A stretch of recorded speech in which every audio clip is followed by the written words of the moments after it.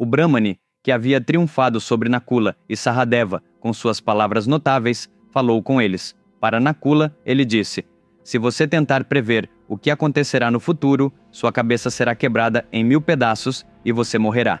Para Sahadeva, ele disse: de hoje em diante, o futuro lhe parecerá nada mais que um sonho. Como você percebe o futuro como um sonho, ele não terá muita importância para você e você não o revelará a ninguém. Panduraja, que estava observando do lado de dentro, viu essa conversa perto da porta. Então ele chamou: ó Brahman. Ele continuou: você é mais velho do que eles. Se meus filhos morrerem antes de você, você deve colocar as piras funerárias deles em sua barriga e cremá-los. O que significava essa declaração? Ela implicava que o Brahmani tinha que falecer com os filhos de Panduraja se eles falecessem antes dele. Para que o Brahmani vivesse, ele teria que garantir a sobrevivência dos filhos de Panduraja. Concordando com essa condição, o Brahmani começou a sair. Enquanto se afastava, Panduraja gritou com firmeza: você me deu sua palavra, Krishna. Você não a quebrará. O Brahmani se virou, sorriu levemente e foi embora. Esse Brahmani não era outro senão Shri Krishna Vasudeva. Daquele momento em diante, a responsabilidade de proteger os Pandavas recaiu exclusivamente sobre Shri Krishna. Panduraja faleceu. Durante sua cremação, Madri voltou-se para Kunti e disse: cuide de Nakula e Sahadeva como se fossem seus próprios filhos. Eu sou direta ou indiretamente culpada pelo falecimento de nosso marido. Eu não mereço mais viver. Dizendo isso, ela pulou na pira preparada para o corpo de Panduraja e foi reduzida a cinzas junto com seu marido. Para Kuntidevi, os 5 Pandavas se tornaram seu mundo inteiro, e para os Pandavas, sua mãe Kunti era seu universo. Enquanto Kunti vivia com os Pandavas, naquela humilde cabana na floresta, cada direção que ela olhava a fazia lembrar dos lugares onde seu marido havia vivido. Todos os dias, ela era consumida pela tristeza. Ela pensava: não posso mais ficar nesta cabana. Não posso suportar ver meus filhos, que estão destinados a viver como reis, reduzidos a essa vida na floresta. É minha responsabilidade fazer com que eles recuperem o trono que é deles por direito. Com essa decisão, ela decidiu partir para Hastinapura. Enquanto isso, em Hastinapura, Duryodhana, de 16 anos, embora não tivesse sido oficialmente coroado rei, estava cheio de esperanças e sonhos de que logo ascenderia ao trono. No dia em que chegou a notícia de que Panduraja havia renunciado, Dhritarashtra declarou com firmeza: de hoje em diante, os governantes de Hastinapura não serão outros, senão eu e meus filhos. Duryodhana, exultante com a ideia de ser o futuro rei, estava se deleitando com sua alegria quando uma grande torcida irrompeu do lado de fora. Assustado, ele se perguntou: por que há tanto barulho lá fora? Ele saiu para ver o que estava acontecendo. Para onde quer que ele olhasse, grandes multidões de pessoas estavam reunidas, gritando e batendo palmas, não de dor, mas de entusiasmo. As pessoas estavam torcendo em voz alta: a antiga glória de Hastinapura está prestes a retornar. Confuso e curioso, Duryodhana olhou para longe. No meio da multidão, havia uma mulher vestida com roupas simples, exalando uma aura de dignidade. Atrás dela, havia 5 jovens radiantes e de beleza impressionante, cuja presença parecia iluminar o ambiente. Eles eram ninguém menos que Kunti e os Pandavas. Naquele momento, Duryodhana sentiu como se seu coração tivesse sido esmagado. Suas pernas tremeram e ele começou a suar abundantemente. Gotas de suor escorriam de sua testa e ele se esforçava para recuperar o fôlego. Até agora, ele acreditava que Hastinapura e o trono pertenciam somente a ele. Mas, ao olhar para eles, percebeu que eles haviam chegado como legítimos pretendentes ao trono. Dominado pela tristeza, raiva e medo, ele se afundou pesadamente na cadeira atrás de si. Amigos, vocês acreditam que a leitura de apenas uma história fascinante pode mudar a vida de uma pessoa? Acreditam que a simples leitura dessa história para seus filhos pode lhes ensinar os valores de que precisam para a vida? Ou que a solução para todos os problemas que você enfrenta agora ou no futuro pode ser encontrada em uma única história? Sim, é possível. E isso só é possível por meio do maior épico já contado na história da humanidade, o Mahabharata. Essa história é 100 vezes mais atraente do que qualquer filme de sucesso de bilheteria. É um desafio. A história completa do Mahabharata, escrita nas palavras de Vikramaditya, está disponível como um livro em 2 partes, nos formatos físico e eletrônico. na Amazon e em 43 outras lojas online. O livro está disponível em 54 idiomas em todo o mundo. Os links são fornecidos na descrição abaixo do vídeo. Encomende-o agora, pois este não é apenas um livro, é uma biblioteca de sabedoria para a sua vida. O povo de Hastinapura ficou muito feliz quando viu os Pandavas. Por que isso aconteceu?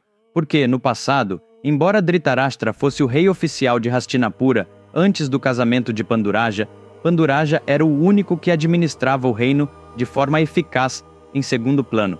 Os habitantes do reino viviam em harmonia e contentes sob o reinado de Panduraja.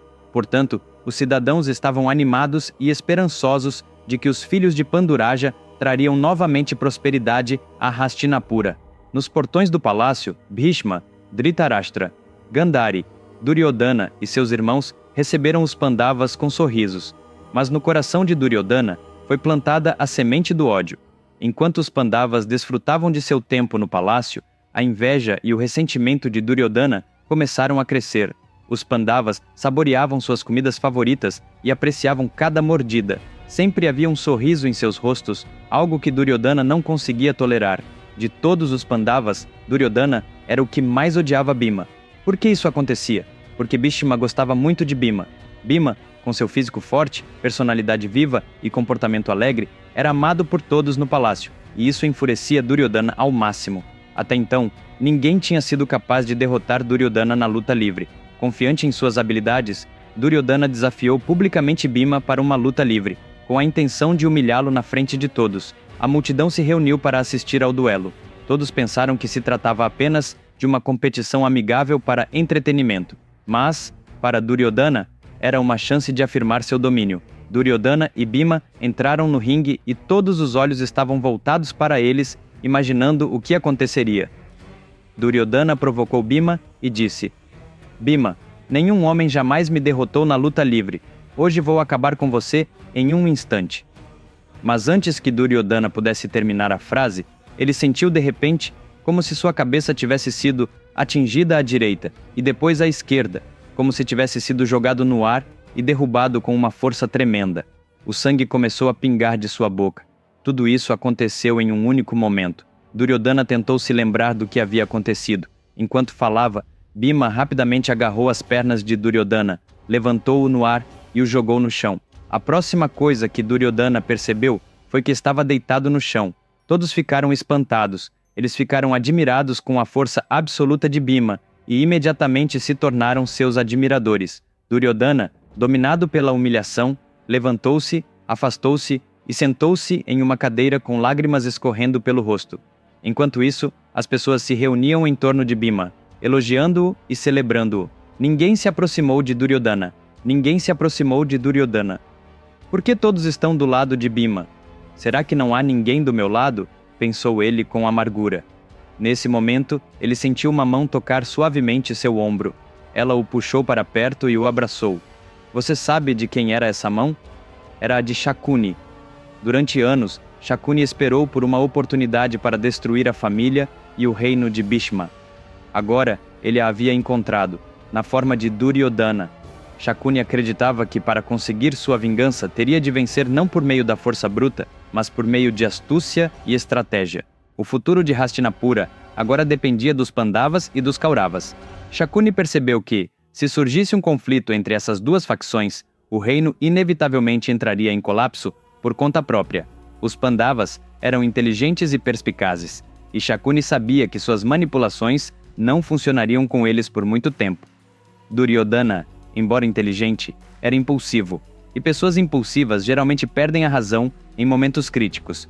Assim, Shakuni decidiu que Duryodhana era o peão perfeito para seus planos.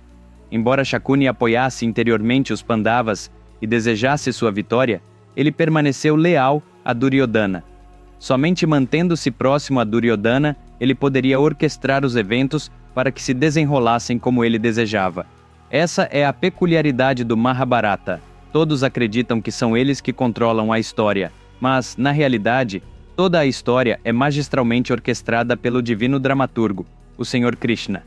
A história do Mahabharata gira em torno dos Pandavas e dos Kauravas.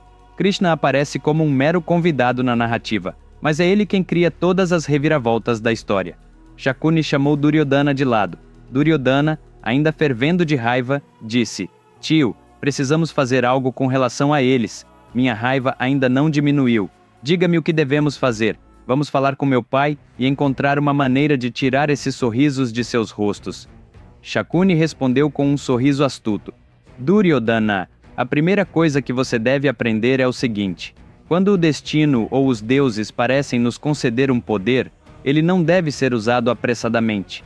Ele deve ser usado estrategicamente, no momento certo, para esconder dois outros o que realmente está em sua mente, para garantir que ninguém suspeite de você, para fingir que está cheio de amor por todos e para fazer com que confiam completamente em você. As palavras são sua arma. É com essas palavras que você deve cativar todos e prendê-los à sua vontade. E quando chegar a hora, você deve se vingar. Com essas palavras doces, porém venenosas, Shakuni lenta e habilmente instilou ódio e astúcia no coração de Duryodhana. Acreditando que seu tio o estava ajudando genuinamente, Duryodhana disse: Tio, de agora em diante, você é meu professor. Confio plenamente em você. Seguirei suas instruções sem questionar. Amigos, o próximo episódio levará as coisas a um nível totalmente novo. Não percam! Vamos nos encontrar novamente no próximo sábado, no mesmo horário.